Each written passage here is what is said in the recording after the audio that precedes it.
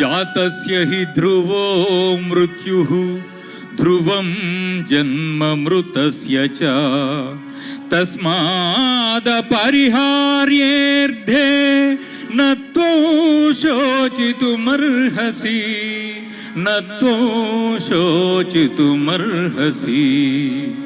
పుట్టిన వానికి మరణంబు తప్పదు, మరణించిన వానికి జన్మంబు తప్పదు. అనివార్యమగు ఈ విషయమును గూర్చి శోకింపతగదు.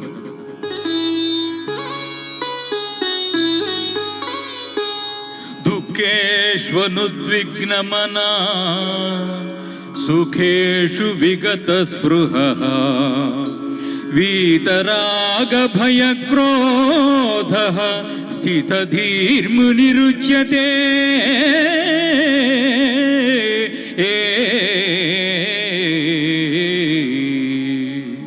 దుఃఖములు కలిగినప్పుడు దిగులు చెందని వాడును, సుఖములు కలిగినప్పుడు స్పృహలేని వాడును, రాగము భయము క్రోధము పోయిన వాడును స్థితప్రజ్ఞుడని చెప్పబడును.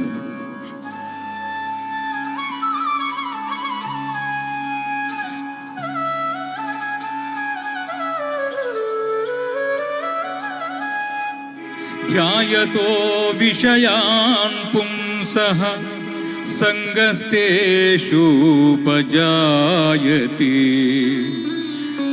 సంగాత్ సంజాయతే కామః కామాత్ క్రోధోభిజాయతే క్రోధాత్ భవతి సమ్మోహః సమ్మోహాత్ స్మృతి విభ్రమః స్మృతిభ్రంశాత్ బుద్ధినాశో బుద్ధినాశాత్ ప్రణశ్యతి బుద్ధినాశాత్ ప్రణశ్యతి. విషయవాంఛలను గూర్చి సదా మననము చేయు వానికి వాని యందనురాగమతిశమై అది కామముగా మారి చివరకు క్రోధమగును. క్రోధము వలన వివేకము కలుగును. దీని వలన జ్ఞాపక శక్తి నశించి దాని ఫలితముగా మనుజుడు బుద్ధిని కోల్పోయి చివరకు అధోగతి చెందును.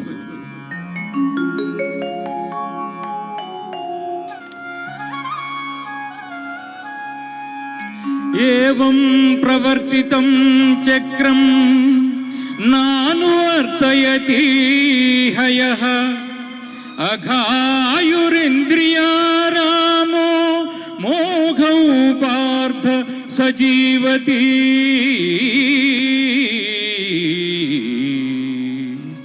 పార్థ, నాచే నడుపబడు ఈ లోకమును చక్రమును బట్టి ఎవడు అనుసరింపడో వాడు ఇంద్రియలోలుడై పాపజీవనుడగుచున్నాడు. అట్టివాడు వ్యర్థుడు. జ్ఞాని కాని వాడు సదా కర్మలను ఆచరించుతూనే ఉండవలయను.